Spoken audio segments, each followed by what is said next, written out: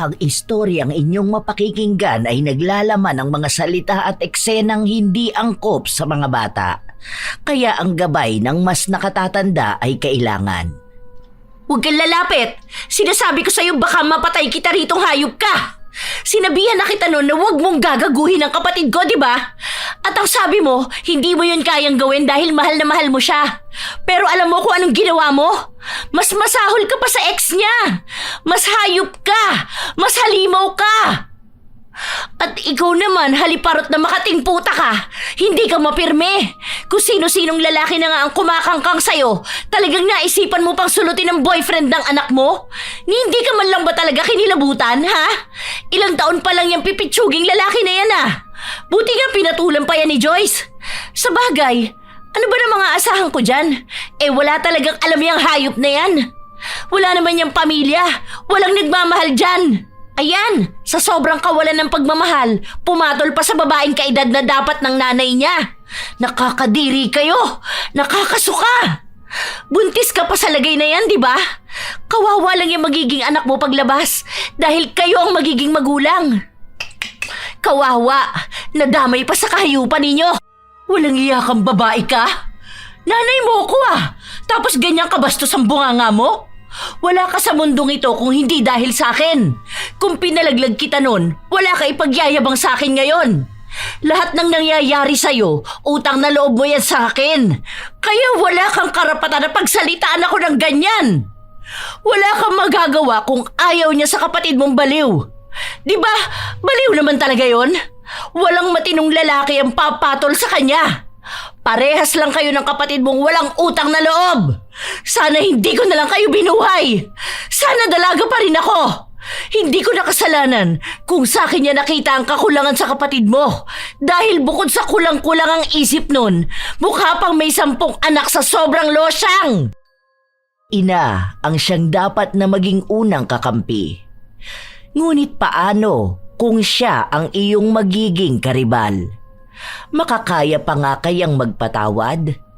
O mauuwi na lang sa pagkalimot at pagkamuhi? Dahil sa nangyaring pang-aagaw ni Carmencita sa nobyo ng anak, pagdurusahan din niya ang ganti ng itim na kapangyarihan. May pagkakataon pa kaya na maayos ang samahan ng mag-ina na nasira ng kataksilan o sadyang magiging dahilan na lamang ito para sa ikasisira ng pamilya? Sige na, kumain ka lang dyan. Ano? Masarap ba ang luto ko? Anong masasabi mo? Opo, masarap nga po. Sa ipala nagmana si Joyce. Ganito madalas siyang pinapabaon sa akin Pero mas masarap po itong sa inyo, tita. Pero masarap din naman po yung luto ni Joyce. Ano ka ba naman? Ang galang mo naman masyado. Huwag ka na magpo sa akin. Kung pwede nga lang na wag na tita o mama ang itawag mo sa akin Kahit Sita na lang. Nakakaya naman po. Magiging mama ko na rin naman po kayo kapag pinakasalan ko na si Joyce. Ang bastos naman po kung tatawagin ko lang kayo sa pangalan nyo, di ba? Kahit nabastusin mo na lang ako, okay lang sa akin yun. Ano po bang sinasabi nyo? Teka lang po, baka makita tayo ni Joyce.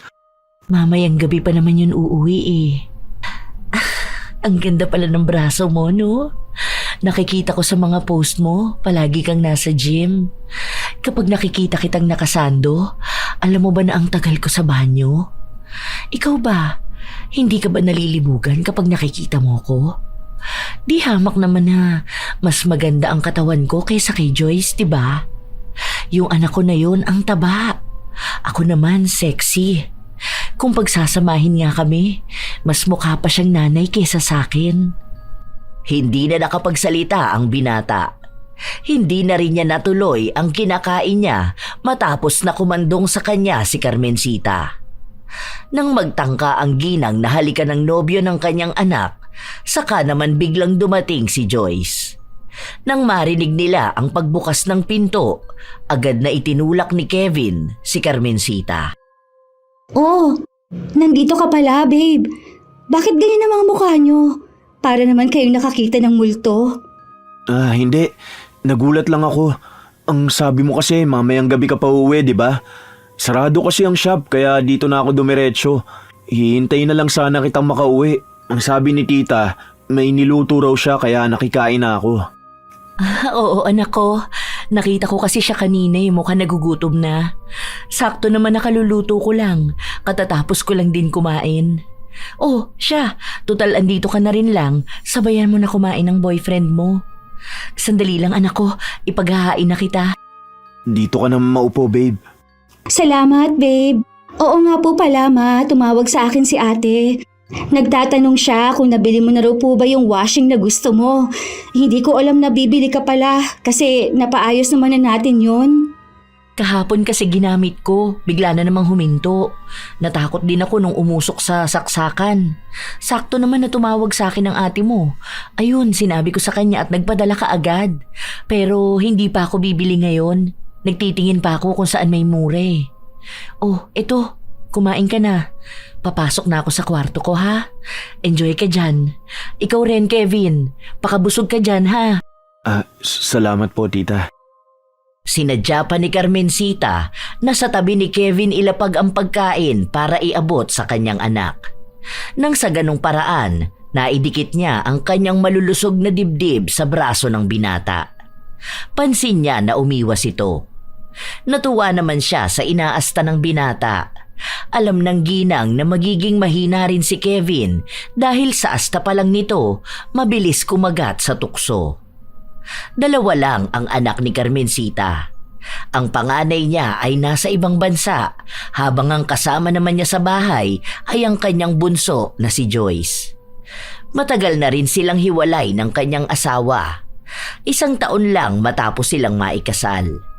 15 taon lang kasi noon si Carmencita nang ipanganak niya ang kanyang panganay. Noong sumapit siya ng 22, saka sila nagpakasal ng kanyang asawa. Ngunit hindi rin nagtagal matapos na makakilala ng ibang babae. Simula noon, naging buhay dalaga na talaga ang ginang. Hindi rin naman kasi halata sa kanya na may 2 na siyang anak na dalaga na. Katulad nga ng kanyang sinabi, maganda ang hubog ng kanyang katawan at kung manamit siya ay mas dalaga pa siya kaysa kay Joyce. Ilang araw na ang lumipas, hindi na nagpupunta si Kevin sa bahay nila kapag hindi nito kasama ang nobya. Isang hapon, sabay na nagtungo sa bahay ang 2 at naabutan nila si Carmencita na naglilinis ng kanyang mga kuko. Nakapatong sa upuan ang isang paa. Ma, ayusin mo naman yung suot mo. Nakabukaka ka pa dyan. Tapos ang iksi ng short mo. Kita niyo yung singit mo. Aba ano naman ha? Maputi naman ang singit ko. Oh, tingnan mo, hindi halata na 2 na ang anak ko. Okay lang magbuka ka ako kahit saan, basta makinis naman. Yung ibang nanay nga dyan, ang iiksi rin ng suot pero ang iitim naman ang singit nila. Ako pa kaya na may ipagyayabang na kinis at puti? Nakakailang naman kasi, ma. Para ka pong dalaga kung umasta eh. Aba dalaga naman talaga ako ha. Wala naman akong asawa. Pwede akong magkaroon ng boyfriend. Ano? Sa edad ko na ito, bawal na ba? Hindi po yun ang ibig kong sabihin. Okay lang naman po yung mag-ayos kayo o manamit kayo ng maganda, pero hindi po yung ganyan na halos maghubad na kayo. Sa ganito ang gusto ko Basta ako, wala akong nakikitang masama. Maganda ang katawan ko, kaya dapat maging proud ako. Babe, okay lang yan. Hayaan mo na lang si tita kung saan siya magiging masaya. Tara na sa kwarto. Kanina ka pa stress, pati mama mo nadamay na.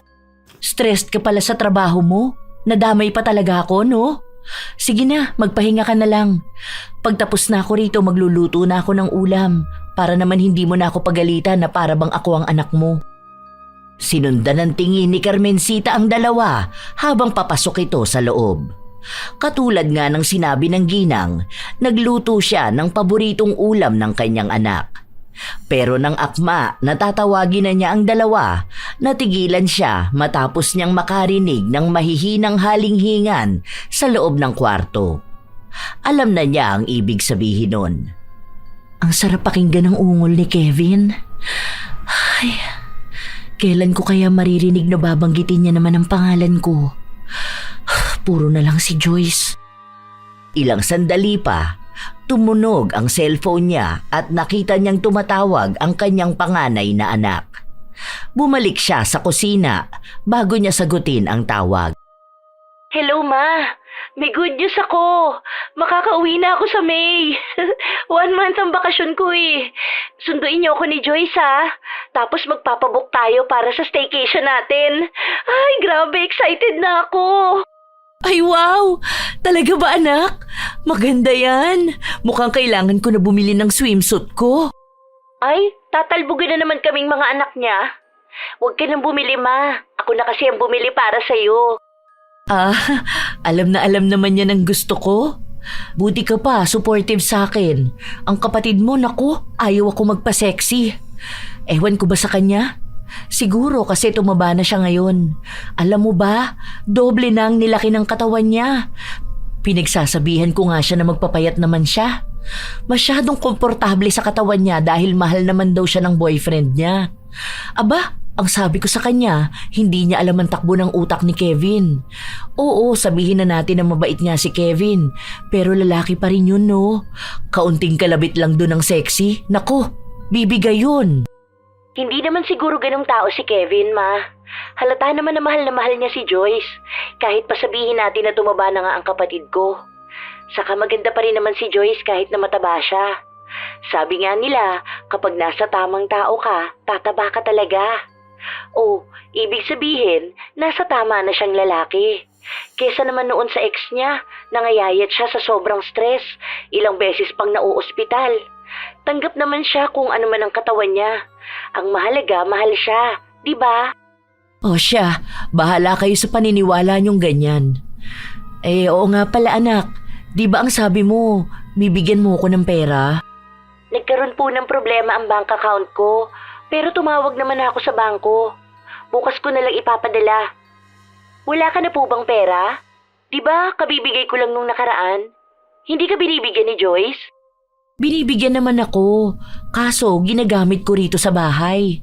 Alam mo naman, maarte ang iyong ina. Kailangan may pa-skincare, di ba? Sayang naman ang ganda ko kung mapapabayaan ko. Puro pampaganda, no? Sige po, bukas na lang. Sige ma, may customer na kami. Tawag na lang ako mamaya ah. Sige anak ko, ingat palagi. Lumipas ang ilang linggo, naging masaya si Carmencita sa nangyayari sa kanya. Madalas siyang lumalabas para magpunta sa mga club. Kumilala ng iba't ibang lalaki at ilan sa kanila ay nakakasiping niya ng isang gabi. Nagpapakasasa siya sa kanyang kalayaan.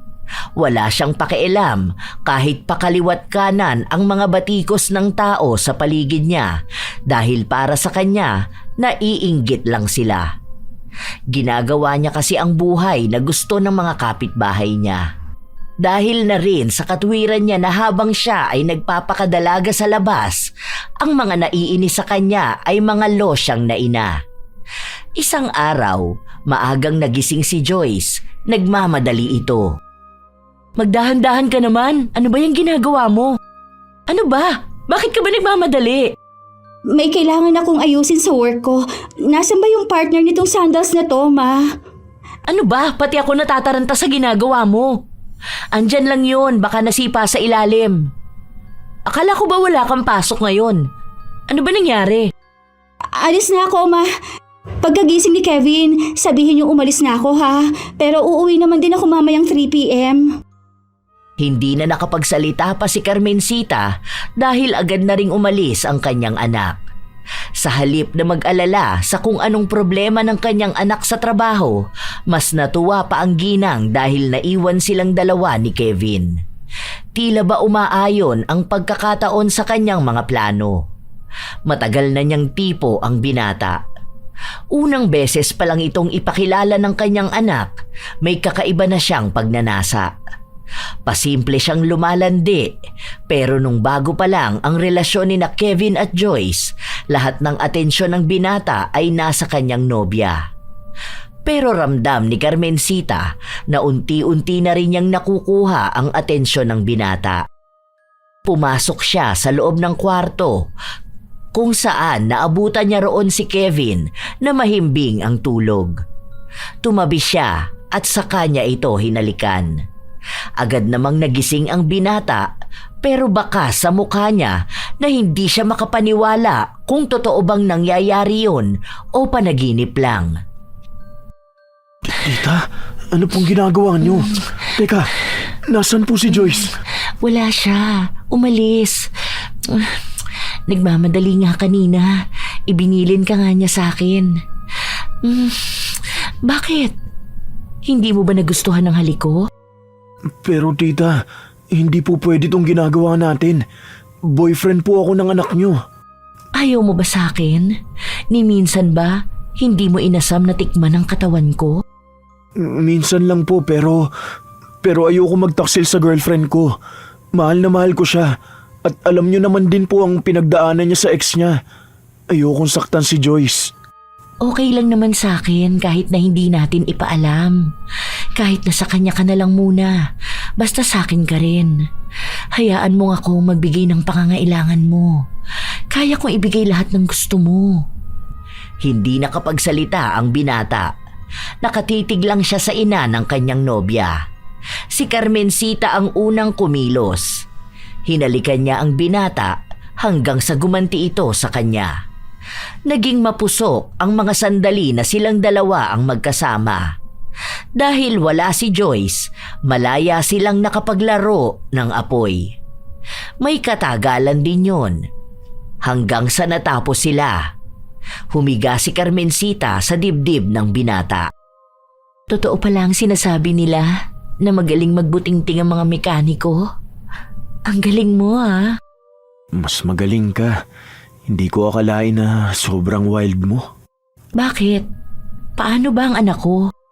Ayaw kasi ni Joyce ng maraming ginagawa eh. Madalas wala siyang ganang makipag-sex. Siguro sa loob ng 3 buwan, sapilitan pa ang 1 beses.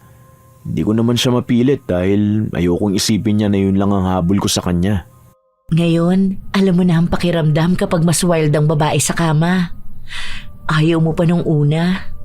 Alam ko naman na dati palang takam ka na sa akin. Kung tumitig ka sa dibdib ko, kulang na lang isunggaban mo. Nahihiya ako, malamang. Boyfriend ako ng anak mo. So, ibig sabihin, una pa lang gusto mo na rin ako? Siguro kung sa tawag ng laman gusto kita. Pero mahal ko talaga si Joyce. Alam ko sa sarili ko na siya ang gusto kong makasama habang buhay. Kaya ayokong gumawa ng mali. Dahil alam ko na kapag nalaman niyang niloloko ko siya, iiwan niya ako. Grabe ang pagkabaliw mo sa anak ko ah. Huwag ka mag-alala. Sa atin lang tong dalawa. Hindi niya malalaman. Oh, bihis ka na. Baka mamaya dumating na yun. Ang sarap mo. Alam ko naman na mauulit pa to eh. Tuwang-tuwa si Carmencita, lalo pat na isakatuparan na rin niya ang matagal na niyang nais magawa. Ilang beses na may nangyayari sa kanilang dalawa, lalo na kapag wala si Joyce. Halos mabaliw naman ang binata sa galing ni Carmencita pagdating sa romansahan. Pangalawang nobya niya palang kasi si Joyce at kaparehas ng kanyang dating kasintahan, hindi rin sila mahilig sa pakikipagtalik. At bilang respeto ng binata, hindi siya namimilit. Pero nang minsan niyang masimulang maadik sa tawag ng laman, hindi na niya ito mapigilan pa. Palagi niyang hinahanap-hanap. Isang araw, magkasama sina Joyce at Kevin na namamasyal sa mall. Teka, si Mama yun, di ba? Saan? Ayun oh, yung may kasamang lalaki na matangkad. Sino naman kaya yun? Baka boyfriend niya, no? Bakit may kasamang lalaki si Sita? Ha? Tinawag mong Sita si Mama? Ha? Ang sabi ko Tita Sita. Baka hindi mo narinig dahil maingay. Tara, lapitan natin sila. Hindi na. Hayaan mo na sila. Ganyan naman si Mama eh. Kung sino-sino naman ang nakakadate niyan. Sabi nga niya, dalaga siya kaya pwede siya mag-boyfriend. Saka ayaw niya nang pinakikialaman siya. Hindi pwede yun. Dapat alam mo kung sino ang kinikitang ibang lalaki ng mama mo. Ang OA mo naman, babe. Parang mas natatakot ka pang magkaroon ng boyfriend si Mama. Hayaan mo na siya. Matanda naman na siya eh. Kapag pinakialaman namin yan, magagalit lang yan o magtatampo. Tara na, may pupuntahan pa kaya tayo. Bakas ang inis sa mukha ni Kevin. Hindi na siya mapakali. Gusto niyang sugurin ng lalaki na kasama ni Carmencita.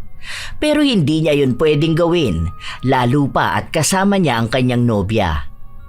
Tahimik lang si Kevin buong araw na naggagala sila. Kahit na may sinasabi ang kanyang nobya, hindi niya ito pinapansin. Dahil ang iniisip niya ay si Carmencita. Tapos ayun na nga, bigla na lang silang nag-away dalawa. Syempre, nasa isang team kami, di ba? Kung mag-aaway sila parang... Nakikinig ka ba? Ano ba yan?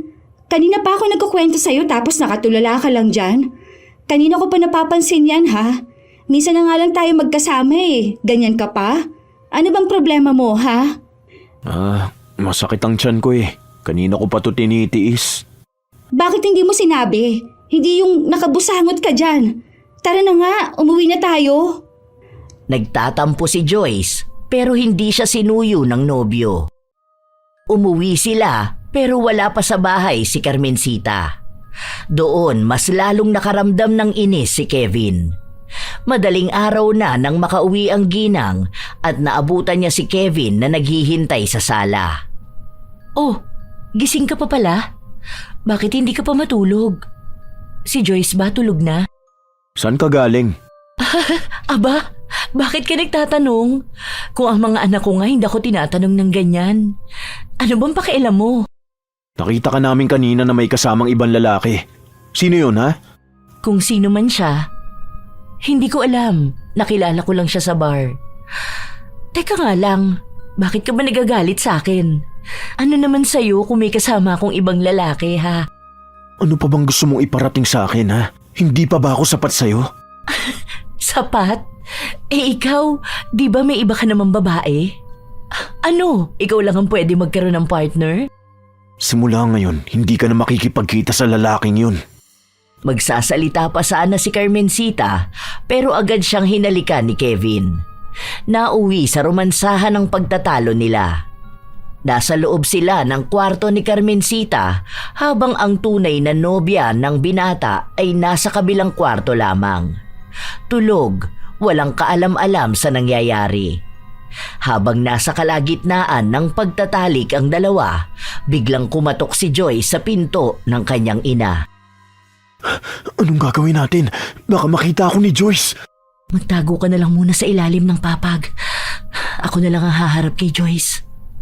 Nagmamadali ring magbihis ang ginang para pagbuksan ng pinto ang kanyang anak.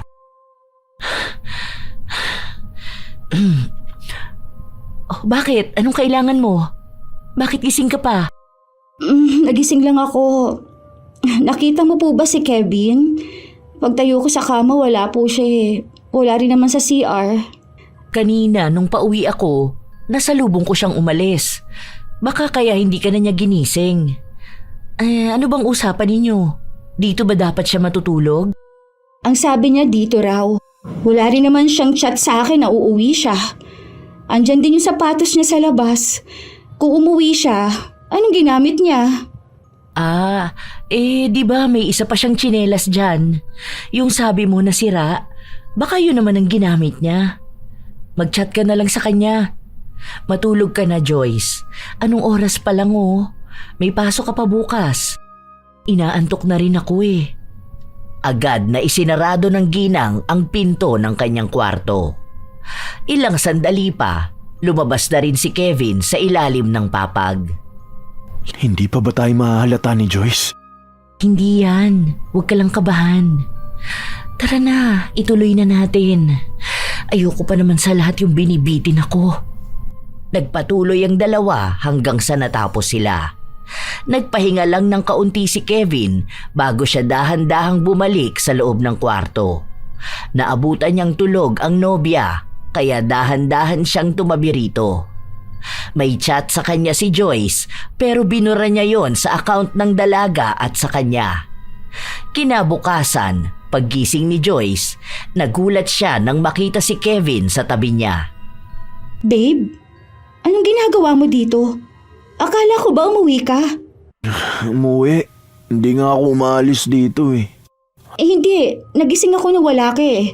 Tapos nagtanong ako kay mama. Ang sabi niya, nakita ka raw niyang umuwi.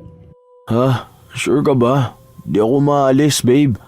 Di ba ang sabi ko sa'yo dito ako matutulog dahil half day lang ang shop? Ano ba sinasabi mo? Baka nananaginip ka lang. Hindi. Hindi yun panaginip. Nangyari talaga yun. Kasi naiihi ako eh. Tapos pagtingin ko wala ka sa higaan. Kaya ang akala ko nasa CR ka. Kaso pagpunta ko wala ka naman. Nung sinilip kong sapatos mo sa labas, nandoon naman. Tapos nagtanong ako kay mama. Ang sabi niya sa akin, nakasalubong ka nga niya. Baka panaginip mo lang yun, babe. Imposible naman na wala ako. Nandito ako. Hindi naman ako umaalis. May chat ako. Nag-chat ako sa'yo kagabi. Tinatanong ko kung nasaan ka. Ito oh. Teka. Wala yung chat. Wala ka naman chat sa akin ah. Oh, tignan mo. Hindi. Meron talaga. Nangyari yun. Imposible na hindi. Ay, naku naman, babe. Baka sa sobrang stress mo naman kung ano-ano na lang ang napapanaginipan mo. Nag-aalala na ako sa'yo. Okay ka lang ba talaga? Oo. Walang problema sa akin. Totoo talaga, babe. Paano nangyari yun? Teka, si mama. Sa kanya ako nagtanong kagabi. Agad na tumayo ang dalaga at lumabas. Gising na ang kanyang ina. Naghahanda ng almusal. Kasunod lang din ni Joyce na lumabas ang kanyang nobyo. Ma, di ba kagabi kinausap kita? Tinanong kita kung nasaan si Kevin tapos ang sabi mo sa akin, umalis siya. Baka yung lumang tsinelas niya ang gamit niya? Babe, sinabi ko na sa'yo na hindi nga nangyari yan. Ano ulit, nak? Kinausap kita kagabi, di ba? Kagabi? Kauuwi ko lang ah. Ano ba sinasabi mo? Okay ka lang ba? Baka nagugutom ka na. Oh, di ba tama ako? Ayaw mo kasi maniwala eh. Imposible! Tandang-tanda kong usapan natin, ma. Sinabi mo sa akin yun. Nag-chat pa ako. Paano nangyari yun? Anak, kumalma ka nga muna. Ano ba yung pinagsasasabi mo? Hindi tayo nag-usap kagabi dahil kauuwi ko nga lang. Di ba umalis ako kahapon? Babe, alam mo, baka stress ka na masyado sa work mo. Hindi na maganda ang nangyayari sa'yo.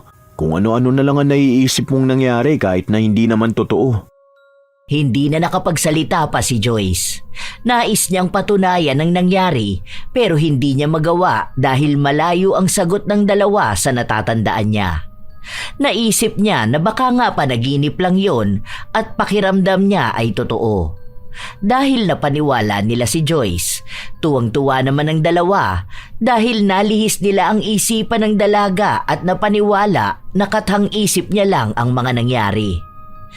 Palaging tulala si Joyce dahil sa kaiisip niya sa mga bagay-bagay. Minsan, iniisip niya kung nababaliw na nga ba siya. Ang hindi niya alam, sinasadya ng dalawa ang paglalaro sa kanyang isipan para hindi sila mahuli. Mukhang tanga ang anak ko, no? Palagi siyang tuliro. Hindi niya alam kung nababaliw na ba siya. Hanggang kailan naman ganun ang gagawin natin? Hanggat nagtatago tayo ng relasyon. Hayaan mo na, hindi naman tayo mahuhuli. May history kasi yan si Joyce. Alam mo naman na siguro yun, no? Nung nabaliw siya sa ex niya, tapos dinala namin siya sa mental. Alam niya sa sarili niya yun. Baka yun nga ang iniisip niya ngayon kung bakit siya nagkakaganyan. Ipagpatuloy na lang natin para kapag nabaliw na talaga siya, wala na naman kaming magagawa kundi dalhin siya sa mental hospital. Tapos ayun, pwede na tayong magsama. Talino mo talaga, no? Oo nga pala. May good news ako sa'yo. Magkakaroon ka na ng mini-me. Mini-me? Anong mini-me? Ano ka ba? Magkakaroon ka na ng junior. Buntis ka? We! Ay oo nga. Dapat sa susunod ko pa sasabihin sa'yo eh. Ito 5 pregnancy test yan. Positive lahat. Magiging tatay ka na. Pwede ka pa palang mabuntis? Aba malamang, nireregla pa ako. Hindi nga ako makapaniwala na mabubuntis ako sa edad na 45. Hindi ka ba masaya? Masaya naman ako pero paano naman si Joyce? Paano yung isa mo pang anak, yung panganay? Si Joyce, madali lang naman nating makontrol yun. Kapag nabaliw na yun, hindi na niya alam kung ano ang tunay at hindi. Kung may mahuhuli man siya na ginagawa natin, pwede nating idahilan na nababaliw na siya. Si Christine naman, umuuwi lang yon every 3 years. Madali siyang mapagtaguan. Ang kailangan natin maging plano ngayon kung paano natin mababaliw palalo ang anak ko. Sabay silang nag-isip ng ibang pamamaraan para mas lalong mapatanong si Joyce sa sarili niyang katinuan. Ang ginawa ng dalawa, tuwing nasa bahay si Joyce, kung ano-anong pinaggagawa nila at kapag nagtanong si Joyce, bigla nilang iibahin ang usapan at magpapanggap na hindi naman nila yon sinabi o hindi nila ginawa. Dahil nagiging epektibo ang ginagawa nila, natatakot na si Joyce lumabas kahit pa pumasok sa trabaho. Isang hapon, nakatulala lang si Joyce sa loob ng kwarto. Pinipilit na linawan ang kanyang kaisipan nang matigil siya sa isang katok sa pinto. Babe, labas ka na dyan, kakain na tayo. Hindi nagsalita si Joyce. Wala siya sa sariling lumabas ng kwarto at nagtungo sa kusina. Pero naabutan niya ang ina na nagluluto pa. Ilang sandali pa, pumasok sa loob si Kevin. May dala siyang dahon ng malunggay. Sabi mo, kakain na tayo. Ha? Ako? Wala akong sinasabi. Galing ako sa labas, pinakuha ako ni tita ng dahon na malunggay. Ito oh. Isa pa, bakit naman kita tatawagin hindi pa naman tapos magluto? Huwag ka mag-alala anak, paluto naman na to. Saglit na lang ha. Bakit ka ba lumabas sa kwarto mo? Tatawagin ka na lang kapag kakain na. Narinig ko ang boses ni Kevin. Sinabi niya, nakakain na. Kumatok pa siya sa pinto. Hindi ko ginawa yun, babe. Nababaliw na ba ako? Ma, ano nangyayari sa akin? Kung ano-ano na lang ang naririnig ko. Kung ano-ano na lang ang nakikita kong nangyayari. Pero hindi naman totoo. Babe, balik ka nga. Pagod ka lang, ha? Okay ka lang? Pahinga ka. Huwag ka masyado mag-overthink ng mga bagay-bagay. Paano hindi ako mag-overthink? Hindi ko na alam kung ano nangyayari sa akin. Kahapon, bigla na lang ako nagbihis. Tapos hinihintay kita kasi ang sabi mo aalis tayo. Tapos sinabi ni mama na wala ka naman daw. Hindi ka nagpunta sa bahay. Kung hindi ka nagpunta, sino yung nakausap ko? Sino yung nagyaya sa akin na mag-date? Tapos, nung isang araw, nakita kita sa labas ng office. Tapos, maya-maya tumawag ka sa akin. Nagtatanong kung anong gusto kong pasalubong dahil umalis kayo ng tito mo. Babe, hindi na maganda. Itong nangyayari sa akin. Natatakot na ako eh. Paano kung nababaliw na ako? Hindi na ako makapag-isip na maayos. Paano kung bumalik na naman yung sakit ko? Ayoko na bumalik sa mental hospital. Ayoko na doon, babe. Babe, tumingin ka sa akin. Hindi ka nababaliw, ha? Huwag ka mag-isip lang kung ano-ano. Ikalma mo ang utak mo, magpahinga ka. Yung mga iniisip mo, wala lang yan, ha? Halika, sasamahan na kita pabalik sa kwarto. Oo, huwag ka na magsalita. Okay lang ang lahat. Hindi ka babalik sa mental hospital, okay? Nakangisi lang si Carmencita habang pinagmamasdan niya kung paano alalayan ni Kevin ang nobya pabalik sa kwarto nito. Dahil lumalala na ang nangyayari kay Joyce, napilitan siyang umalis sa trabaho at nagpresenta si Kevin na tumira na sa kanila. Nangako ang binata na aalagaan niya ang nobya at siya ang magtatrabaho para sa kanila. Pero ang totoo, parte yun ng plano. Para kapag tumira na si Kevin sa bahay nila, mas madali na para sa dalawa ang magsama. Madalas natulala si Joyce. Minsan ay naaabutan nila ito na nakaupo at nakasiksik sa gilid, kinakausap ang sarili. Tuliro. Yun naman talaga ang gusto nila, ang matuluyan ng mabaliw ang dalaga. Kapag tumatawag si Christine at nais siyang makausap, ayaw makipag-usap ni Joyce. Takot na siya sa lahat dahil pakiramdam niya lahat ng nakikita at naririnig niya ay hindi totoo at siya lang ang nakakaranas. Ma, bakit ayaw niyo pang ipa-check up si Joyce? Ano ba naman yan? Pinapalala niyo pa eh. Ilang beses na kami nagtangka pero nagwawala siya. Ayaw nga niya makakita ng doktor dahil iniisip niya na kukunin siya ng mga yun at dadalhin sa mental. Bakit naman bigla na namang bumalik ang ganyan niyang sakit? Okay na siya, di ba? May nangyari ba? Ano ba problema nila ni Kevin? Baka naman inuulit lang ng lalaki na yun ang ginawa ng ex ni Joyce. Malaman ko lang talaga na niloloko ng lalaki na yun ng kapatid ko. Naku, sinasabi ko, siya ang mapupunta sa mental. Ano ka ba anak? Ang bait kaya ni Kevin. Kung alam mo lang, inaalagaan niya kami ng kapatid mo. Dito na siya nakatira dahil ayaw niyang pabayaan si Joyce. Tapos yan pa ang iniisip mo? Magpadala ka na lang ng pera anak, para naman mailabas-labas namin ang kapatid mo. Feeling ko kailangan niya lang talaga makihalubilo ulit sa mga tao eh. Hindi na muna ako magpapadala, ma. Uuwi naman ako, di ba? Malapit na yun. Kailan nga ulit? Para sana masundo ka namin. Hindi na, wag niyo na ako sunduin. Kaya ko namang umuwi eh. Kesa naman walang kasama si Joyce. Mas kailangan niya kayo. O sige ma, bababa ko na ang call. Hindi na naghintay pa si Christine ng sagot mula sa kanyang ina. Pinatay na niya ang tawag. Si Kevin naman nakaupo lang malapit kay Carmencita. Nakikinig siya sa usapan. Paano yan? Hindi siya magpapadala? Paano ko magpapacheck up niyan? Pwede naman sa center. Sure ka ba? Baka pagchismisan ka nila. Ay, wala akong pakialam sa kanila no. Kung buntis man ako sa ganitong edad, ay labas na sila doon. Kung gusto nila, magpabuntis din sila. Ay, ang aking mahal. Huwag ka papaka-stress ha. Kawawa naman ang baby natin. Hindi pa naman makakabuti sa inyo ng baby ang stress na yan. Di ka nga rito, yakapin na lang kita. Pakis nga ako. Habang naglalandian ang dalawa, hindi nila alam na nakikita pala sila ni Joyce. Pero hindi naniniwala ang dalaga sa nakikita niya. Pakiramdam niya, dala lang yon ng kanyang imahinasyon. Kaya agad siyang bumalik sa loob ng kwarto. Sumiksik ulit siya sa isang gilid. Pinaghahampas niya ang kanyang ulo. Hindi lang yon ang unang beses na nakita niyang naglalandian ng kanyang ina at nobyo. Minsan ay naaabutan niya pa ang dalawa na sabay lumabas sa banyo.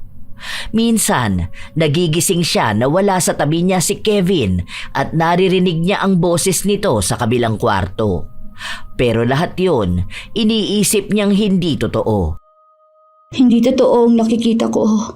Hindi totoo ang naririnig ko. Hindi totoo. Hindi totoo. Hindi. Hindi.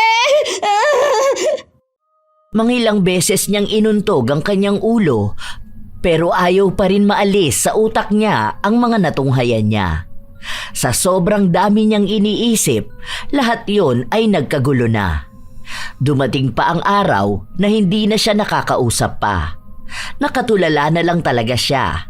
Hindi siya lumalabas ng kwarto. Ano ba yan? Umihi ka na naman sa higaan. Di ba ang sabi ko sa'yo nasa ilalim ang arenola? Ang tanga mo talaga, bobita. Alam mo nakakasawang alagaan ka eh. Tinitiis ko na lang magpanggap na may pakialam pa ako sa'yo.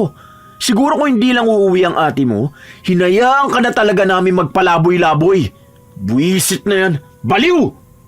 Kung ano-anong masasakit na salita ang sinasabi ni Kevin sa dalaga dahil alam niya na hindi naman na yun maiintindihan ni Joyce. Wala na siyang pagmamahal. Kailangan na lang niyang pakisamahan ito alang-alang sa pera na maibibigay ng kanyang kapatid. Pero kung walang pera si Christine, malamang matatagpuan na lang si Joyce sa kung saang lugar. Doon siya magpapakabaliw sa kalsada. Pagkalabas ni Kevin, bitbit niya ang pagkain na hindi naubos ni Joyce. Sakto naman na biglang dumating si Christine. May dala itong malaking maleta na inilapag niya lang sa gilid ng sofa dahil nagmamadali siya para makita ang kanyang kapatid. Nasaan na si Joyce? Nasa loob, te. Kaso mapanghi siya. Naihi kasi siya sa higaan eh. Di ko pa napapalitan at di ko pa siya napapaliguan. Kakauwi ko lang kasi galing sa work. Ano yan? Bakit may pagkain na ganyan? Huwag mo sabihin niya ng pinakain mo sa kapatid ko. Mukhang pagkain ng baboy. Ah, hindi te. Sinukan niya to. Kasi pinapakain ko siya kanina kaso bigla na lang siya nasuka. Wala pala si Tita Sita, umalis siya kanina. Sabi niya bibili yata siya ng prutas. Sige te ha, wait lang, lagay ko lang to sa kusina. Nagmamadali si Kevin dahil kailangan niyang abisuhan si Carmencita na dumating ang kanyang anak. Dahil gabi na, hindi nila alam kung saan hahanap ng prutas ang ginang na ginawang dahilan ni Kevin kung bakit wala siya. Kaya ang ginawa na lang nito, bumili siya ng siopaw na paborito ni Joyce. Habang si Christy naman ay nasa loob ng kwarto kasama ang kanyang kapatid. Siya na ang nagbihis dito at ang nagpalit ng higaan niya. Oh, halika na. Balik ka na rito. Huwag ka na ulit iihi sa kama ha. Dito ka sa Arinola iihi. Ito sa baba. Hihilahin mo lang to. Totoo ka? Oo naman. Si ate to oh. Umuwi na ako. 'Di ba? Sabi ko kapag umuwi ako lalabas tayo. Pupunta tayo doon sa sinasabi mong resort na palagi mong napapanood na pinupuntahan ng mga artista. Pupunta na dapat tayo. Kaso naman, nagkaganyan ka. Pupunta tayo? Gusto ko lumangoy. Totoo ka? Bukas sasama ka kay ate ha. Pupunta tayo sa doktor. Ayaw! Hindi pupunta sa doktor. Ayaw! Hindi yan totoo. Hindi! Nagsimula na naman si Joyce paghahampasin ang kanyang ulo. Naluluha ang kapatid niya sa nangyayari. Kaya walang ibang nagawa si Christine kundi ang yakapin ng kapatid. Hindi niya inaasahan na babalik siya ng Pilipinas at makikita ulit ang kapatid niyang nawawala sa katinuan. Umalis siya noon na maayos na si Joyce, kaya ipinagtataka niya kung paano na ulit na nagkasakit ito. Habang umiiyak si Christine, dumating naman ang kanyang ina. May dala itong pagkain. Anak! Andito ka na! Hindi ka man lang nagsabi sa akin para kahit sana sa terminal sinundo kita. Naawa ako kay Joyce. Tingnan niyo oh, mas malala ang nangyayari sa kanya. Sinasaktan niya ang sarili niya, tapos may mga bakas pa ng kamay ang katawan niya. Bakit ganyan? Sinasaktan ba siya? Walang nananakit sa kanya, anak ko. Siyang nananakit sa sarili niya. Kaya nga palagi kaming nakaantabay sa kuko niya kasi nung nakaraan, kinakalmot niya ang mukha niya. Pansin ko nga ang dami niyang kalmot. Bukas babalik ako doon sa doktor na gumamot kay Joyce para malaman kung ano ba talagang nangyayari sa kanya. Magpahinga ka na lang muna, nak. Alam ko na pagod ka sa biyahe. Gabi na rin. Kumain ka na ba? May dala pa naman ako siopaw para kay Joyce. Pero ilalapag ko na lang dito. Kainin na lang niya bukas. Tingnan mo ang lalim ng mata mo. Halatang pagod ka. Sige na, pahinga na. Bukas na lang ulit natin pag-usapan yan. Oo nga pala. Baka may pera ka, nak. Para makabili ako ng pagkain bukas. Magluluto ako ng paborito mong sinigang na isda. Nag-abot ng sapat na pera ang dalaga. Ang sinabi niya, kailangan niyang tipirin ang hawak niyang pera dahil baka mahal ang magiging gamutan ni Joyce. At kung sakali na matatagalan bago gumaling ang kapatid niya, mananatili siya sa Pilipinas. Pinigilan siya ng ina pero hindi niya ito pinansin. Dahil lang sabi ni Christine, mas mahalaga pa rin ang kapakanan ng kanyang kapatid. Hindi siya aalis ng Pilipinas nang hindi ito maayos. Nakakaramdam ng inis si Carmencita dahil matigas ang ulo ni Christine. Pero wala naman siyang magagawa kundi ang hayaan ito. Pipilitin na lang niyang kumbinsihin ang dalaga na bumalik sa ibang bansa. Habang nasa bahay nila si Christine, mahihirapan sila ni Kevin maging malaya. Isang hapon, wala si Christine at hindi nila alam kung saan ito nagpunta. Kaya nagkaroon ng pagkakataon ng dalawa na makapag-usap. Paano yun kapag dito na talaga siya? Malalaman niya ng buntis ka. Kung sa pagbubuntis ko, walang problema doon. Ayos lang sa kanya kung sakali man. Dahil wala naman na siyang magagawa Saka hindi naman niya malalaman na ikaw ang ama. Ang iniisip ko, kapag andito siya, wala akong mahahawakang pera. Isa pa, paano tayo makakapagsamang dalawa, di ba? Bumukod na kaya tayo. Iwan mo na yung mga anak mo. O kaya, palayasin mo na sila sa bahay na to. Hindi ko pwedeng palayasin ang mga anak ko. Kay Christy nakapangalan tong bahay. Bigay sa kanya ng lolo niya. Kung may paaalisin dito, tayo yun. Eh di umalis tayo. May problema ba ron? Para hindi ganito na nagtatago tayo. Nakakapagod na rin mag-alaga ng baliw. Tingin mo ba kaya ng barya mong sahod na buhayin ako? Upa pa lang ng bahay, maghihikahus ka na. Kahit magdoble kayod ka pa, hindi mo kakayanin kahit gasto sa panganganak ko. Kailangan ko ang mga anak ko dahil kaya nila akong buhayin. Ano, ganito lang tayo? Makikisama ako sa baliw, tapos may chance pa ng pangmatagalan yun hanggang nandito ang ate niya? Nakakapagod na magtago. Gusto kong mayakap ka palagi. Paano kapag lumabas na ang anak natin? Sa halip na akong ituring na tatay, magiging tito niya pa ako. Hindi ko pa alam. Susubukan ko makakuha ng pera kay Christine. Baka sakaling makahanap tayo ng uupahan gamit ang pera na yun. Ilang beses na inuuto ni Carmencita ang kanyang anak para makapaglabas ito ng pera. Ngunit palagi siyang bigo. Ang daming ginagawa ni Christine. Kung ano-ano ang inaasikaso niya para lang gumaling ang kanyang kapatid. Isang araw, kinausap niya si Kevin at nakipagpalit ng kwarto. Gusto kasi ni Christine na makasama pa ang kapatid niya. Makakatulong daw kasi kung si Christine mismo ang palaging kakausap sa kapatid. Pabor naman kay Kevin dahil ibig sabihin nun ay pwede siyang makapunta sa kwarto ni Carmencita. Habang nakahiga sa kama ang magkapatid, nagsasalita si Christine. Pinapaalala niya kay Joyce ang mga plano nila. Ang mga magagandang nangyari sa buhay nila at sinasabi niya na lahat yon ay totoo. Huwag siyang magpapatalo sa mga salitang bumubulong sa kanyang utak. Nakita ko. Pero hindi totoo. Nakita ko. Nakita mo ang ano? Pero hindi totoo. Sabihin mo kay ate kung anong hindi totoo.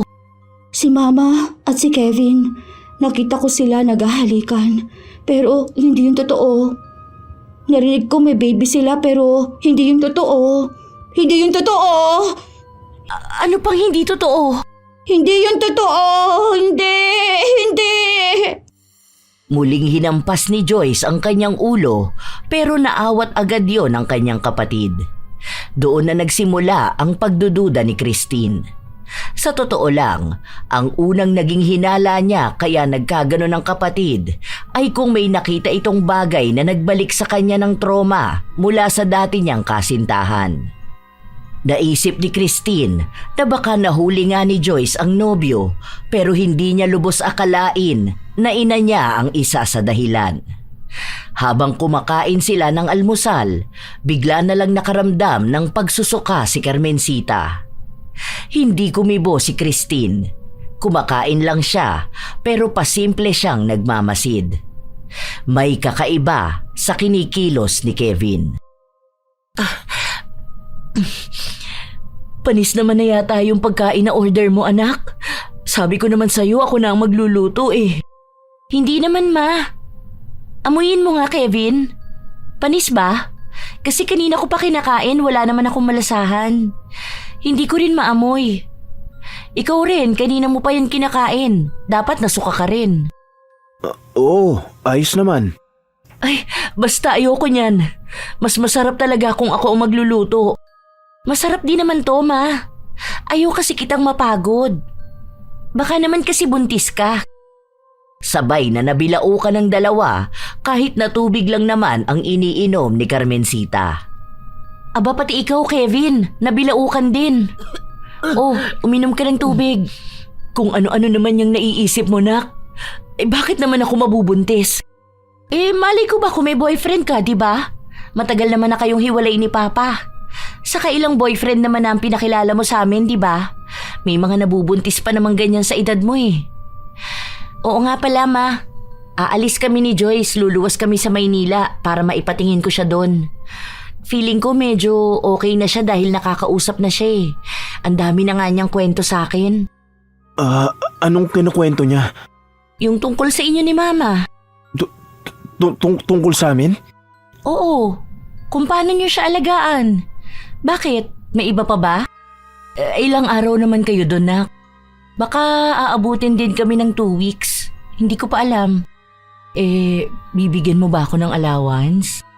Nagbigay na ako sa'yo, Ma. May grocery naman dyan eh. Okay na muna yan. 2 lang naman kayo ni Kevin. Alam kong di yan makakasama dahil may trabaho siya. Baka kasi biglang kailanganin maglabas ng pera, wala akong magamit. Konting tiis lang para gumaling ang kapatid ko. Hindi nagpahalata si Christine na may nalalaman na siya. Hindi man klaro ang lahat, pero ramdam na niyang may mali talaga. Hindi totoo na luluwas sila ng Maynila. Ilalayo niya lang ang kapatid niya para kung may mahuli man si Christine, hindi maaapektuhan si Joyce. Nakiusap siya sa isa niyang pinsan na kung maaaring siya muna ang magbantay kay Joyce. Mabait yun at kasunduri ng kanyang kapatid. Pinakiusapan niya rin ito na huwag ipapaalam sa kahit na sino ang lihim nilang yon. Pinalipas ni Christine ang 3 araw na wala sila sa bahay. Tumatawag siya kay Kevin para magbalita ng nangyayari kay Joyce, pero madalas na binababaan siya at sinasabi na gusto niyang magpahinga. Ganoon din ang kanyang ina. Kaya ang ginawa ni Christine, umuwi siya ng bahay sa oras na hindi inaasahan ng dalawa. Pinipilit niyang kumalma dahil baka kung ano ang magawa niya sa oras na may maabutan siya. At doon niya nakita sa sala ang dalawa, gumagawa ng kababuyan. Wow! Ang galing! Anak, anong ginagawa mo rito? Kayo kamo! Anong klaseng kababuyan ang ginagawa niyo sa pamamahay ko? Ibig sabihin, totoo ang sinasabi sa akin ni Joyce. Hindi siya nababaliw. Pinipilit niya lang ang sarili niya na hindi paniwalaan ang nakikita niya. Pero totoo. Mga taksil kayo! Mga walang hiya! Te, magpapaliwanag ako. Huwag kang lalapit. Sinasabi ko sa'yo baka mapatay kita ritong hayop ka. Sinabihan na kita noon na huwag mong gagaguhin ang kapatid ko, di ba? At ang sabi mo, hindi mo yun kayang gawin dahil mahal na mahal mo siya. Pero alam mo kung anong ginawa mo? Mas masahol ka pa sa ex niya. Mas hayop ka. Mas halimaw ka. At ikaw naman, haliparot na makating puta ka. Hindi ka mapirme. Kung sino-sinong lalaki na nga ang kumakangkang sa'yo, talagang naisipan mo pang sulutin ang boyfriend ng anak mo? Hindi ka man lang ba talaga kinilabutan, ha? Ilang taon pa lang yung pipitsuging lalaki na yan, ah. Buti nga pinatulan pa yan ni Joyce. Sa bagay, ano ba na mga asahan ko dyan? Wala talagang alam yung hayop na yan. Wala naman yung pamilya. Walang nagmamahal dyan. Ayan, sa sobrang kawalan ng pagmamahal, pumatol pa sa babaeng kaedad na dapat ng nanay niya. Nakakadiri kayo! Nakakasuka! Buntis ka pa sa lagay na yan, di ba? Kawawa lang yung magiging anak mo paglabas dahil kayo ang magiging magulang. Kawawa! Nadamay pa sa kahayupan ninyo!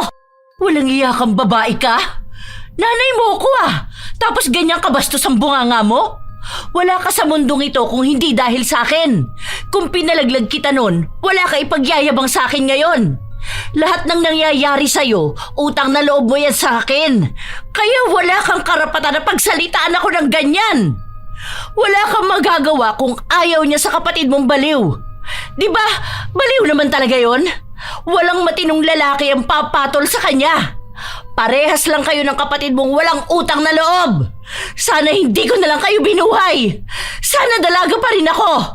Hindi ko nakasalanan kung sa akin niya nakita ang kakulangan sa kapatid mo. Dahil bukod sa kulang-kulang ang isip nun, mukha pang may 10 anak sa sobrang losyang. As if sa'yo may papatol na matinong lalaki, ha?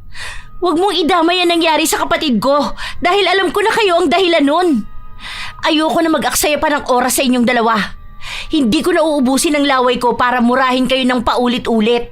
Dahil sa totoo lang, nakakasuka maging ina ka. Sinisigurado ko sa inyo, higit na paghihirapan ninyo ang ganti ko. Pasensyahan tayo.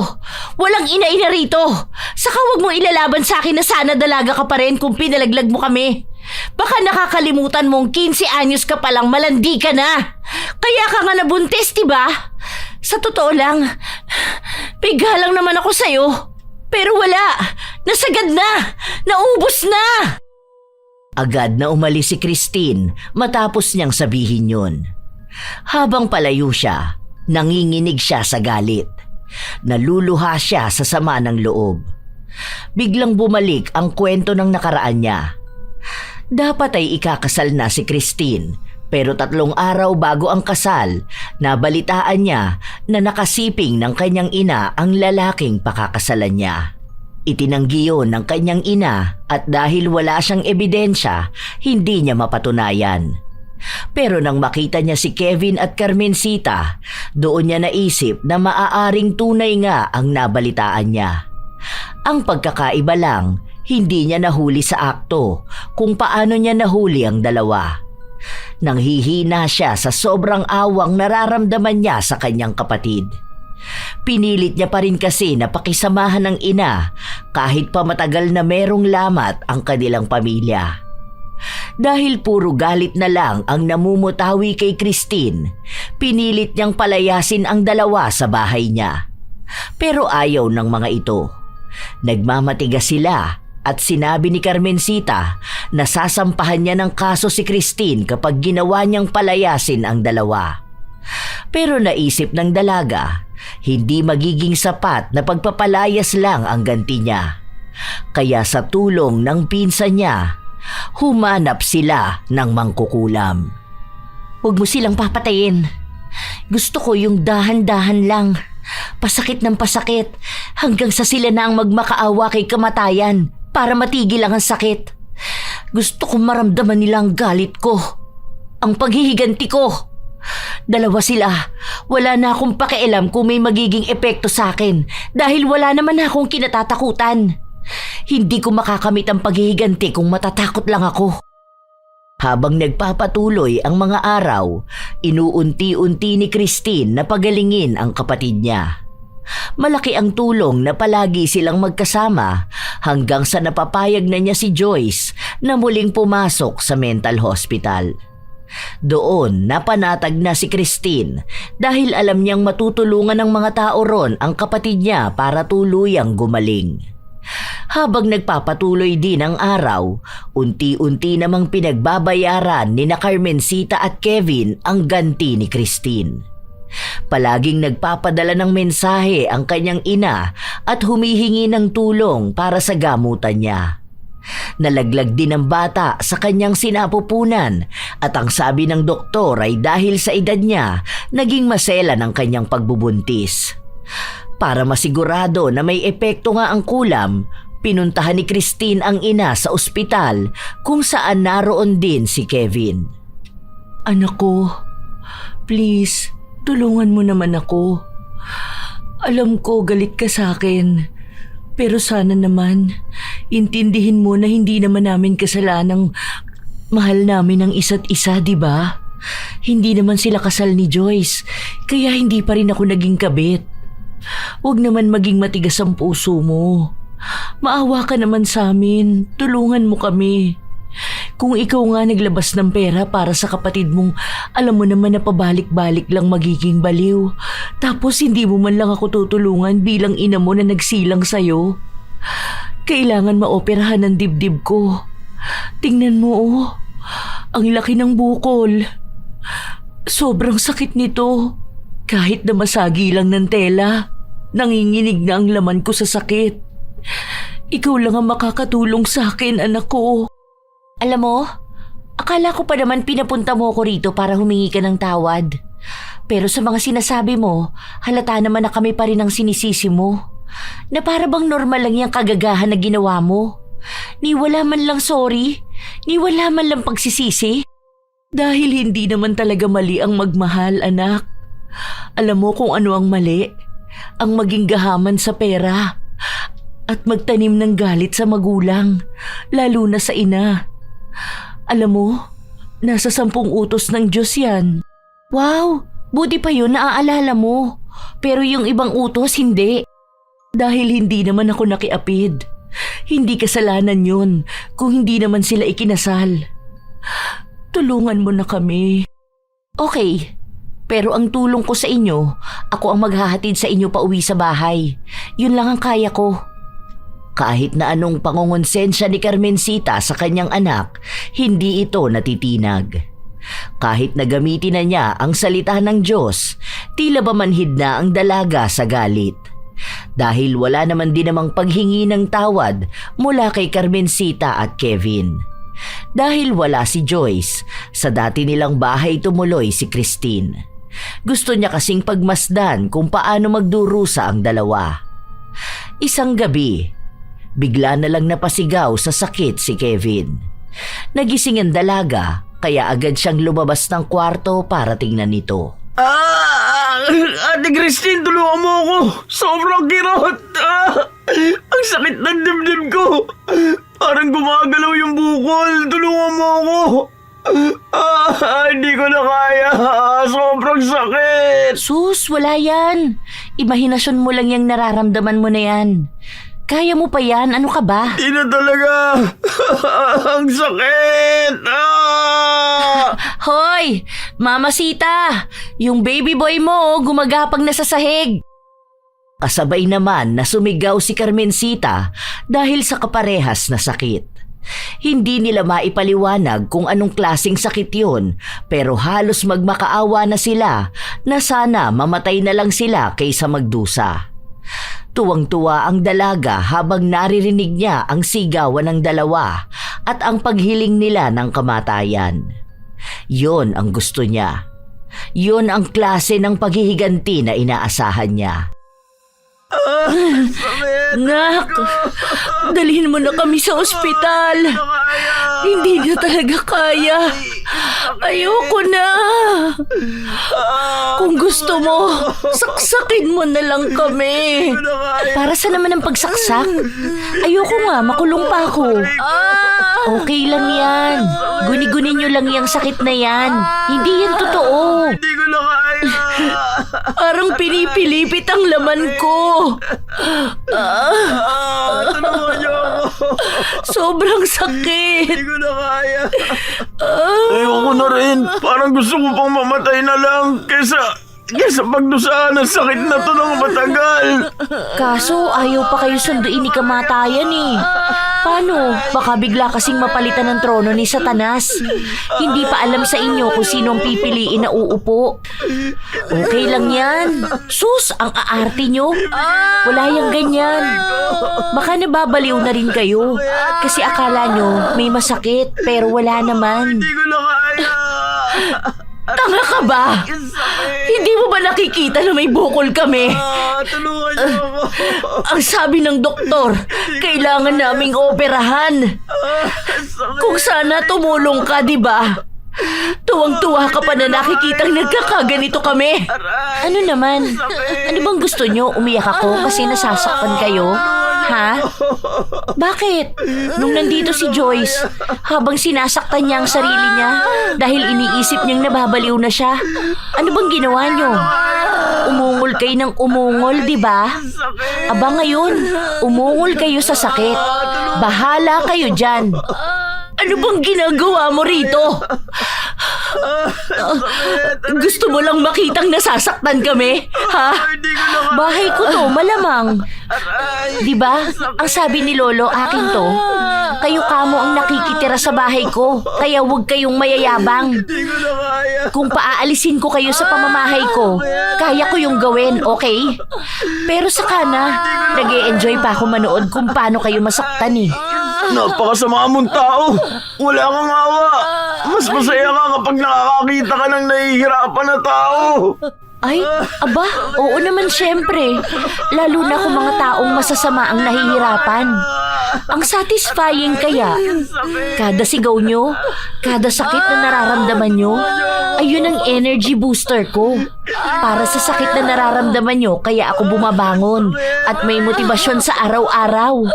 Ang saya! Masunog ka sana sa impyerno. Okay, well, kita-kits na lang down there. May outing tayo sa dagat-dagatang apoy, no? Natatawa na lang si Christine habang nakikita niyang nahihirapan ang dalawa. Pero kahit na anong paghihirap nila, wala man lang makitang pagsisisi. Kahit yata hanggang sa kamatayan nila, wala ni isa sa kanila ang aamin ng pagkakamali nila. Nanatili ang dalaga sa bahay nila. Hindi naman niya pinabayaan ng dalawa. Pinapakain niya ang mga ito at sinasabi sa kanila na hindi pa sila pwedeng mamatay. Kailangan maging malakas pa sila para naman matagal silang magdurusa. May nakukuhang balita ang dalaga sa kalagayan ng kanyang kapatid. Napapabuti na raw ito pero hindi pa alam kung kailan siya pwedeng makalabas. Pero malaki ang naging pagbabago kay Joyce at maganda ang ibig sabihin nun.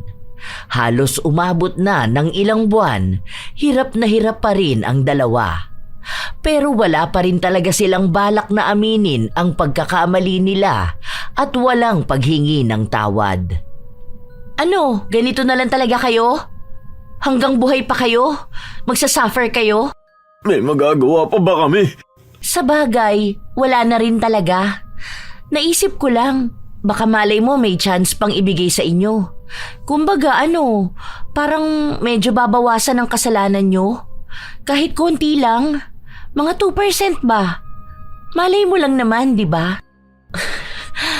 Anong ihihingi namin ng tawad kung wala naman talaga kaming nagawa?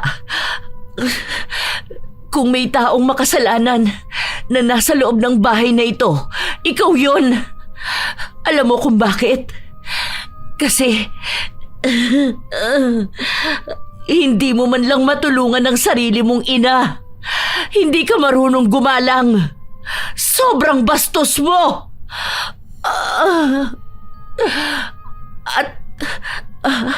At masaya ka pa kapag may nahihirapan at nasasaktan na tao.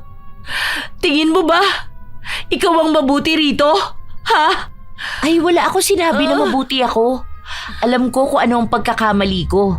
Yun ang pagkakaiba natin. Kasi kayo, kahit na anong pagdurusa nyo, hindi pa rin kayo natututo. At mukhang huli na nga talaga ang lahat. Walang kahit na anong sakit ang magpapabago sa ugali ninyo. Sayang, kasi sa totoo lang, kaya ko naman talagang magpatawad eh. Kung sana, nakitaan ko kayo ng sinseridad, kaso wala. Dahil wala naman talagang dapat ihingi ng tawad. Kung nagmahalan kami, yun na yun. Kahit na kailan, hindi naging mali ang pagmamahal. Hindi mo yun maiintindihan dahil wala ka namang ibang minahal kundi ang sarili mo. Tama ka nga, Ma. Hindi na kasi ako marunong magmahal eh. Paano ba naman yung huli kong minahal eh? Minahal mo rin, di ba? At itong minahal ng kapatid ko, minahal mo rin. Nasobrahan ka sa pagmamahal, kaya pati mahal ng ibang tao minamahal mo. Ang nakakalungkot talaga rito, kung marunong ka pala talaga magmahal ng totoo, bakit hindi ka marunong humingi ng tawad? Bakit hindi ka marunong tumanggap ng pagkakamali mo? Dahil hindi ako nagkakamali. Bibigyan ko kayo ng pagpipilian. Pagbibigyan ko kayo na maooperahan kayo, pero hindi na kayo babalik sa bahay na to. Ibebenta ko to para ipambayad sa operasyon ninyo.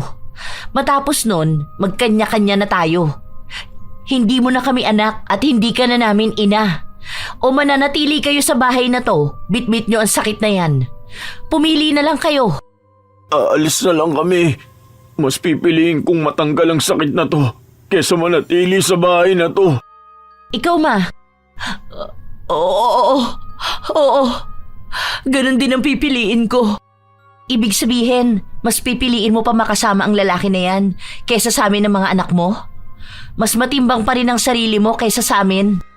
Dahil ayoko mahirapan ng ganito. Sige, kung sigurado na talaga kayo sa desisyon mo na yan, wala na akong magagawa. Bukas na bukas, bibigyan ko kayo ng pera. Bahala na kayo kung ipapang-opera nyo yun. Pero simula bukas, hindi na tayo magkakakilala, Ma.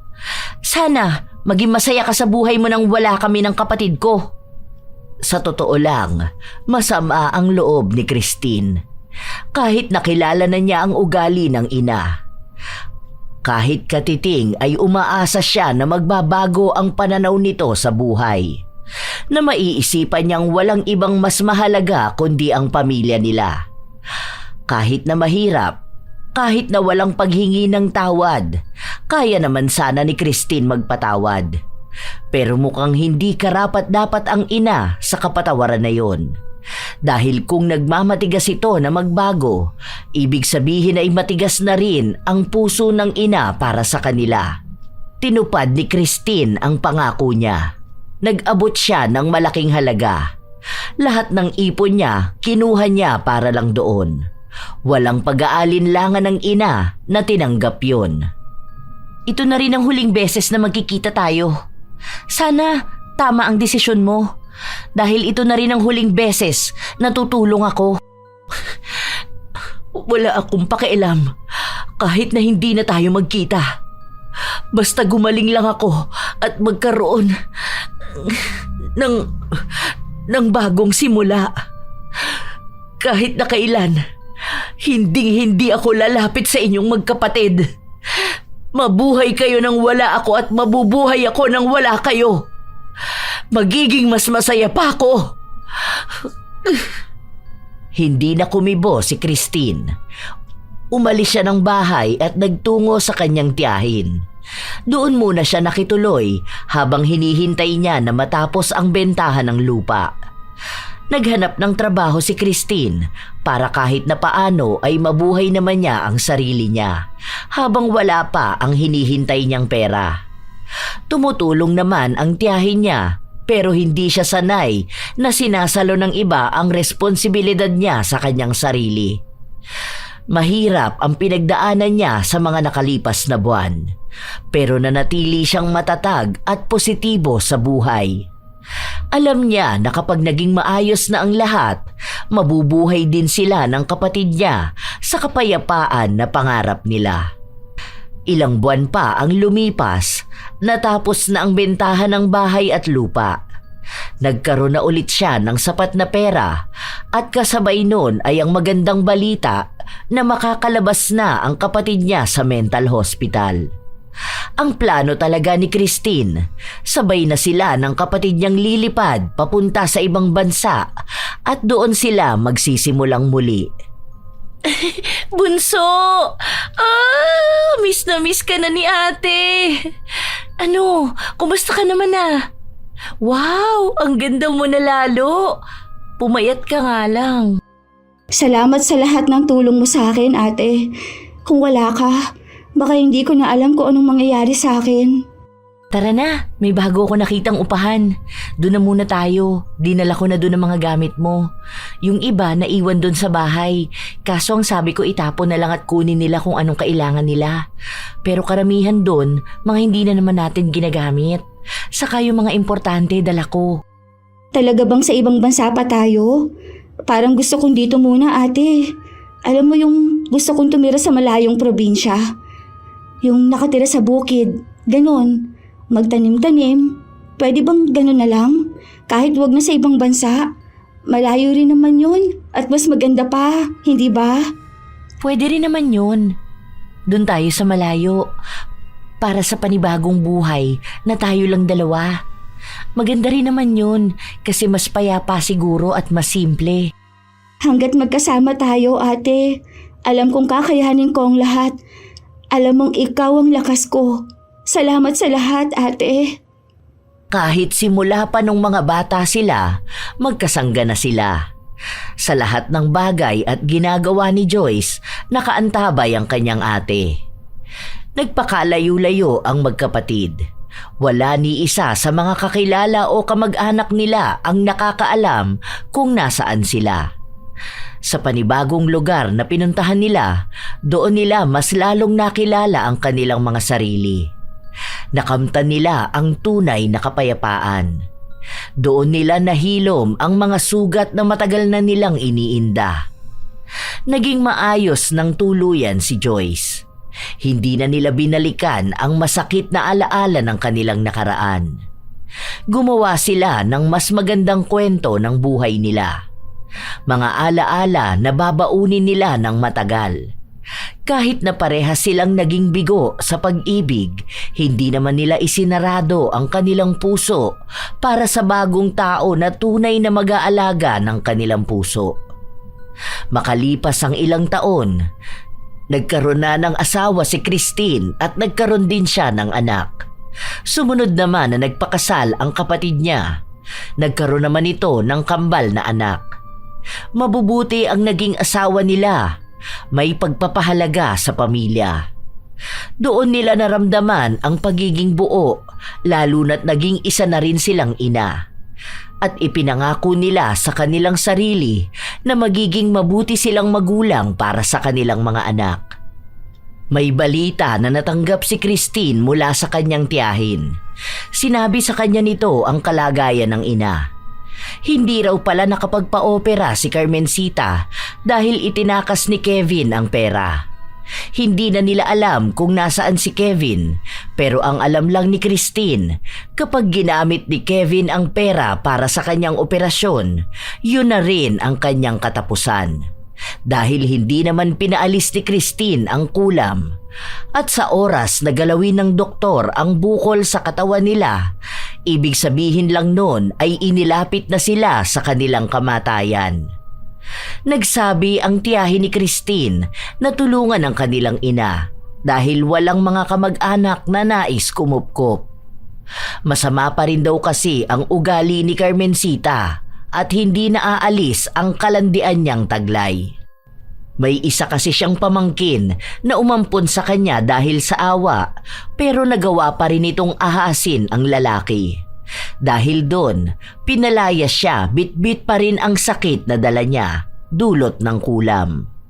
Naging palaboy na raw si Carmencita. Nakakaramdam pa rin naman ng awa si Christine para sa kanyang ina, pero kung patutuloyin niya ito sa bahay niya, baka sariling pamilya naman niya ang masira. Kaya ang ginawa na lang ni Christine, humingi siya ng tulong sa mga ahensya ng gobyerno na maaaring makatulong sa kanyang ina para may matuluyan. Yun na lang ang huling bagay na kaya niyang gawin. Matagal na silang kumawala sa nakaraan nila at si Carmencita na mismo ang nagsabi noon na kahit na anong mangyari, hindi na ulit siya lalapit sa kanyang mga anak. Nagpatawad naman na ang magkapatid, pero hindi na yon sapat para muli nilang tanggapin ang pagbabalik ng ina na maaaring magdulot lang ulit ng panibagong peklat sa kanilang pagkatao. May mga tao talaga na sadyang hindi kayang magbago. Walang ibang iniintindi kundi ang sarili. Kahit na anong paghihirap na pinagdaanan, pinipilit pa rin ang sarili na sila ang tama. Katulad na lamang ni Carmencita. Kahit na pinaparusahan na siya, hindi pa rin magawang baguhin ang kanyang ugali. Kahit na siya na ang naging rason para mahirapan at magdusa ang sarili niyang mga anak. Ang isa sa mahirap na kalaban ay ang tukso at ang maling pagnanasa na nagiging dahilan ng pagkawasak ng dapat ay masayang samahan ng isang pamilya. Tandaan na lamang na ang pag-ibig na inagaw lang, kailanman hindi magdudulot ng tunay na kaligayahan. Huwag maging ganid sa pag-ibig na aabot pa sa puntong aagawin mo ang pagmamahal na inilaan dapat sa iba. Minsan pa, ang magiging mabigat mong karibal ay ang taong hindi mo pa inaasahan. Katulad ng naranasan ng magkapatid, na tanging ina mismo nila ang nagdulot ng matinding pinsala sa kanilang puso at nagbaon ng mabigat na pasakit sa kanilang buhay. Sa lahat ng pag-ibig, dapat ang pagmamahal ng ina ang mas nangingibabaw kaysa sa tukso at pagkakasala. Mas mainit pa rin ang yakap ng anak kaysa pagkabalot sa bisig ng maling pag-ibig. Ang tukso ay lumilipas, ngunit ang sugat na maiiwan sa puso ng mga anak ay habang buhay nang nakatatak sa kanilang puso at kaluluwa. Ano bang masasabi niyo sa kwentong ibinahagi ko sa ngayong araw, mga apo? Ano ang opinyon niyo sa naging pasya ng magkapatid na wag nang kupkupin muli ang kanilang ina? Sapat lang ba ang paghihiganti na ginawa ni Christine o dapat ay hinayaan na lang ang ina sa pasya niyang sumama sa lalaking inagaw lang niya? Nais kong mabasa ang inyong opinyon ukol sa ating bagong kwento. Shout out sa ilan sa mga masusugid na tagapakinig ng mga istorya ni Lola Telang. Larnie Azurin, Lynn Mesa, Dara Constantino, Rosalinda, Mika Vlog, Rayan Cabiltes Labastida, Robert Crimen, Bardos Jenny Fort, Beauty and Your Best, Nathan Vlog, Aki, Density, at shout out sa magkapatid na OFW sa Qatar na sina Aiza at Metsi, Jesus Alegre, Chris Neil Jane Diapana, Elez Zel. Shout out din sa inyo, Elena Echano, Maria Chona Rama, Melanie Pastera, Mir Angeline Marquez Maulyon, Abigail Garcia, Maricar Guevara, Elizabeth Maramot, Sha Moreno, Louie Maravillas at sa Maravillas family ng Olongapo City at kay Prince Berlin Monsalud ng Subic, Zambales. Monet Rivera at advanced happy birthday sa kanyang asawa na si Pepito Rivera sa September 25. Elizabeth Sune at Kinaglini Sune at Nia Sune. Pamela Caja, Martina Angdasan, Carol Makalindong at kina Cecil Pasno, Joanna Hoson, Jeffrey Makalindong at Kayselin Pasno. Aramic 17. Salamat sa pakikinig nyo, Jodeline Pakin, Chris Alcantara, Elizabeth Arnaiz, Richard Ferrer, Assorted Love Hurts KSA, Joshel De La Torre, Ronalyn Ansil, Susana Llobrera, Lorena Morate, Elizabeth Hardenil at sa kanyang asawa na si Kitab Umar ng Toyo Company, Japan. Ami Pakana, Aldrin Daily Vlogs, Nico Buwado at kay Angelo Dizon, Cliven Dubalan, Jerlyn Arbado. Kumusta kayo, Febe Ranyada, Angelina Reyes, shout out din kina Angela Reyes, Rhea Lynn, Jessa at Laika ng Texen, Rowea Hernandez, Gina Veldad, Richelle Ann 19, Jeline Sapra, Ramil Fariolin, Celestina Sigua, Liza Agodo, Sherlyn Joseco, Jessa Jurado, Mary Jane Rico, Regina Navarro, Ver Heaven, Filipina Palsario, Olivia Ramirez, Fritz Love, Lovejoy Dump at kay June Oliver Makalisang ng Balintawak Market, Pasiano Guerrero, Ronalyn Alejo. Shout out din sa kanyang manager na si Rose Ann Pastor, sa kanyang co-clerk na si Ate Agnes Reyes, kina Jobelin, Gilbert Sagun, Kuya Alex Adion at sa kanilang mga SG na sina Angelo Valmores at VJ Brillantes, Lolita Indencio. Shout out sa mga apo kong sina Sydney Crosswind, Supladang Pasaway, Lovely Rose Roa at Princess Rain Roa Alawami, Kimpoy Feliciano, Hazel Fiesta, Marie the Lightworker, Gia Gigi, Francisco Neng, Jeremy Saranillo Francisco, Matt Sarol, Mel Santarita, Esteli Reyes at sa Reyes family ng Marikina City, AJ Chua, Vicky Yabut, Roy Lacandalo, Josefina Fuelias, Mike James Tapak, Will Maleses, Leonisa Cobo, Jenny Suzuki, Raquel Hasigawa and to her husband Mitsuru, Maria Lee Nakagawa, Lynn Hasegawa, Elise Padilla, Lydia Lopez,